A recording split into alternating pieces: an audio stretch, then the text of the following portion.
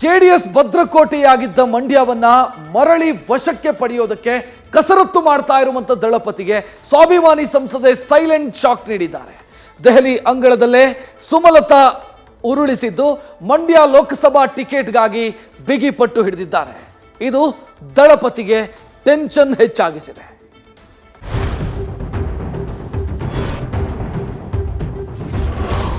ದೆಹಲಿಯಲ್ಲಿ ದಾಳ ಉರುಳಿಸಿದ ಸ್ವಾಭಿಮಾನಿ ಸಂಸದೆ.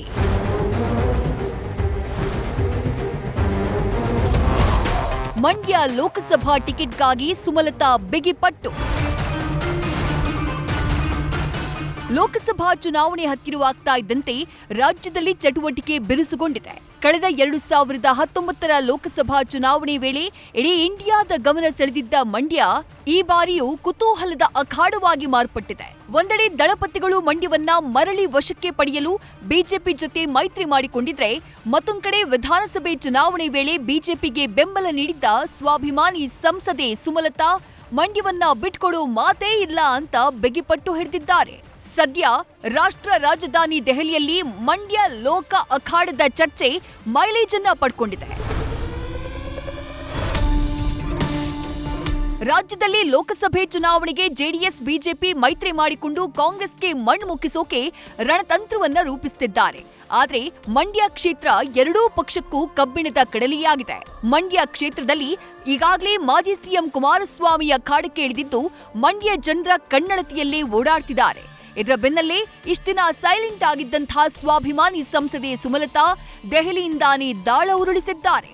ಸಂಸತ್ ಬಜೆಟ್ ಅಧಿವೇಶನಕ್ಕಾಗಿ ದೆಹಲಿಗೆ ಹೋಗಿರುವ ಸುಮಲತಾ ಬಿಜೆಪಿಯ ಪ್ರಮುಖ ನಾಯಕರನ್ನ ಭೇಟಿಯಾಗ್ತಾ ಮಂಡ್ಯ ಕ್ಷೇತ್ರದಲ್ಲಿ ಬಿಜೆಪಿಯಿಂದ ಮೈತ್ರಿ ಅಭ್ಯರ್ಥಿ ಆಗಲಿ ಅಂತೇಳಿ ಪಟ್ಟು ಹಿಡಿದಿದ್ದಾರೆ. ಖುದ್ದು ಪ್ರಧಾನಿ ಮೋದಿಯವರನ್ನೂ ಭೇಟಿ ಮಾಡಿ ಮಂಡ್ಯ ಟಿಕೆಟ್ಗಾಗಿ ಲಾಬಿ ನಡೆಸಿದ್ದಾರೆ.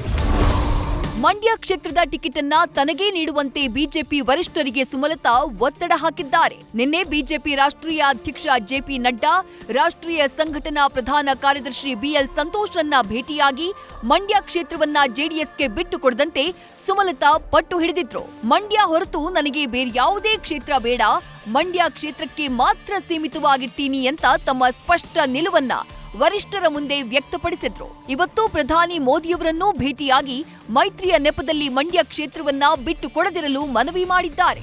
ನಾವು ಸುಮಲತಾ ಅವರು ಅಭ್ಯರ್ಥಿ ಆದರೆ ನಾವು ಸ್ವಾಗತ ಮಾಡ್ತೇವೆ. ಆದರೆ ಸುಮಲತಾ ಅವರು ನಾರಾಯಣಗೌಡರು ಒಟ್ಟಿಗೆ ಫೈಟ್ ಮಾಡ್ತಾ ಇದ್ರಲ್ವಾ? ಈಗ ನಾರಾಯಣಗೌಡರು ಎಲ್ಲಿದ್ದಾರೆ ನೋಡಿದ್ದೀರಾ? ಹೋಗಿದ್ದಾರೆ. ಇವರು ಅಲ್ಲೇ ಹೋದರೂ ಆಶ್ಚರ್ಯ ಇಲ್ಲ. ನಾವು ಸುಮಲತಾ ಅವರು ಕೊಟ್ಟರೆ ಸ್ವಾಗತ ಮಾಡ್ತೇವೆ, ಅವರು ಕೊಟ್ಟರೆ ಒಂದಿಲ್ಲ ಪ್ರಶ್ನೆ ಉದ್ಭವ ಆಗಲ್ಲ. ನಮಗೇನು ಬೆಂಗಳೂರು ನಾರ್ತ್ ಕೊಡಿ, ಮಂಡ್ಯಕ್ಕೆ ಬದಲ ಬೆಂಗಳೂರು ನಾರ್ತ್ ಕೊಡಿ. ಕುಮಾರಸ್ವಾಮಿ ಅವರಿಗೆ 6 ಕ್ಷೇತ್ರಗಳನ್ನು ಕೇಳಬೇಕು ಅಂತೇಳಿ ಹೇಳಿದ್ದಾರೆ. ಹಾಸನ, ತುಮಕೂರು, ಮಂಡ್ಯ, ಮೈಸೂರು, ಉತ್ತರ, ಬೆಂಗಳೂರು ನಾರ್ತು, ಗ್ರಾಮಾಂತರ, ಕೋಲಾರ, ಚಿಕ್ಕಬಳ್ಳಾಪುರ ಇಷ್ಟು ಕ್ಷೇತ್ರಗಳಲ್ಲಿ ನಮ್ಮ ಅಭ್ಯರ್ಥಿಗಳಿಗೆ ಗೆಲ್ಲಲಿಕ್ಕೆ ಅವಕಾಶ ಇದೆ ಅಂತೇಳಿ ನಾವು ಹೇಳಿದ್ದೇವೆ ನಮ್ಮ ನಾಯಕರುಗಳಿಗೆ. ದೆಹಲಿಯಲ್ಲಿ ಬಿವೈ ವಿಜಯೇಂದ್ರ ಯತ್ನಾಳ್ ಮುಖಾಮುಖಿ. ಸುಮಲತಾ ಮಂಡ್ಯ ಮ್ಯಾಟ್ರು ಒಂದ್ ಕಡೆಯಾದ್ರೆ ಮತ್ತೊಂದೆಡೆ ದೆಹಲಿಯಲ್ಲಿ ಬಿವೈ ವಿಜಯೇಂದ್ರ ಯತ್ನಾಳ್ ಮುಖಾಮುಖಿಯಾಗಿದ್ದಾರೆ. ಜೆಪಿ ನಡ್ಡಾ ಭೇಟಿಗೆ ಆಗಮಿಸಿದಾಗ ಕೇಂದ್ರ ಸಚಿವ ಪ್ರಹ್ಲಾದ್ ಜೋಶಿ ಅವರ ಕಚೇರಿಯಲ್ಲಿ ವಿಜಯೇಂದ್ರ, ಯತ್ನಾಳ್, ರಮೇಶ್ ಜಾರಕಿಹೊಳಿ ಮುಖಾಮುಖಿಯಾದ್ರು. ಉಭಯ ನಾಯಕರು ಭೇಟಿಯಾದ್ರೂ ಯಾವುದೇ ಮಾತುಕತೆ ನಡೆದಿಲ್ಲ. ವಿಜಯೇಂದ್ರ ಮತ್ತು ಯತ್ನಾಳ್ ಒಟ್ಟಿಗೆ ಕಾಣಿಸಿಕೊಂಡಿದ್ದು ಇದೇ ಮೊದಲ ಬಾರಿ. ಕೇಂದ್ರ ಸಚಿವರು ಹಿರಿಯರಾಗಿರ್ತಕ್ಕಂಥ ಪ್ರಹ್ಲಾದ್ ಜೋಶಿ ಅವರನ್ನ ಭೇಟಿ ಮಾಡತಕ್ಕಂಥ ಸಂದರ್ಭದಲ್ಲಿ ಅನಿರೀಕ್ಷಿತವಾಗಿ ನಮ್ಮ ಬಸವನಗೌಡ ಪಾಟೀಲ್ ಯತ್ನಾಳ್ ಅವರು ಮತ್ತು ರಮೇಶ್ ಜಾರಕಿಹೊಳಿ ಅವರು ಇಬ್ಬರು ಕೂಡ ಸಿಕ್ಕಿದ್ರು. ಅವರು ಕೂಡ ನಮ್ಮ ಬಿಜೆಪಿ ಶಾಸಕರೇ. ಹಾಗಾಗಿ ಎಲ್ಲರೂ ಕೂತು ಚರ್ಚೆ ಮಾಡಿದ್ದೇವೆ. ಅದಕ್ಕೇನು ಭಾಳ ವಿಶೇಷತೆ ಅಥವಾ ಬೇರೆ ಅರ್ಥ ಕೊಡ್ತಕ್ಕಂಥ ಅವಶ್ಯಕತೆ ಇಲ್ಲ. ಈ ವಿಚಾರವಾಗಿ ಯಾವುದೇ ಚರ್ಚೆಗಳನ್ನು ಆಗಿಲ್ಲ. ಬಹುಶಃ ನಾಳೆ ರಾತ್ರಿ ಮಾನ್ಯ ಅಮಿತ್ ಶಾಜಿಯವರು ಗೃಹ ಸಚಿವರು ಮೈಸೂರಿಗೆ ಬರ್ತಾ ಇದ್ದಾರೆ. ನಾಡಿದ್ದು ಮೈಸೂರಿನಲ್ಲಿ ನಮ್ಮ ಕೋರ್ ಕಮಿಟಿ ಸಭೆಯನ್ನು ಕೂಡ ನಿಶ್ಚಯ ಆಗಿದೆ. ಸಭೆಯಲ್ಲಿ ಎಲ್ಲವೂ ಕೂಡ ಚರ್ಚೆ ಆಗ್ತದೆ.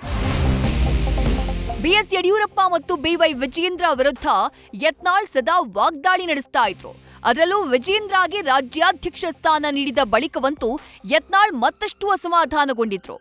ಇದೀಗ ದಿಢೀರ್ ದೆಹಲಿಗೆ ತೆರಳಿ ವರಿಷ್ಠರನ್ನ ಭೇಟಿಯಾಗಿರುವುದು ಬಿಜೆಪಿಯಲ್ಲಿ ಸಂಚಲನ ಸೃಷ್ಟಿ ಮಾಡಿದೆ. ಅದೇನೇ ಇರಲಿ, ದೆಹಲಿ ಅಂಗಳದಲ್ಲಿ ರಾಜ್ಯ ಬಿಜೆಪಿಯಲ್ಲಿನ ಬೆಳವಣಿಗೆಗಳು ಸದ್ದು ಮಾಡ್ತಾ ಇವೆ. News first bureau. News first ನಿರ್ಭೀತಿಯಿಂದ ನಿಮ್ಮ ಪರವಾಗಿ.